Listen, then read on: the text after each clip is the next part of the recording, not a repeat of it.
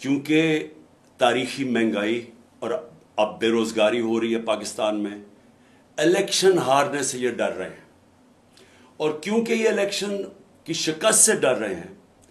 یہ پاکستان کا آئین تباہ کرنے پہ تلے ہوئے ہیں، پاکستان کے سپریم کورٹ کو تباہ کر رہے ہیں، ہر قسم کی یہ چیف جسٹس کے اوپر اور ججز کے اوپر ہر قسم کی ان کے خلاف پروپیگنڈا کر رہے ہیں۔ میں چاہتا ہوں کہ ہفتے کو مغرب سے 1 گھنٹہ پہلے آپ اپنے گھروں سے باہر نکلیں، اپنے محلوں میں جائیں، یا گاؤں میں ہیں تو اپنے گاؤں میں نکلیں،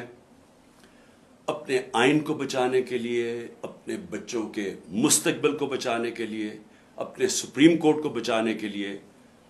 اپنے چیف جسٹس کے ساتھ اظہار یکجہتی دکھائیں۔ شکریہ۔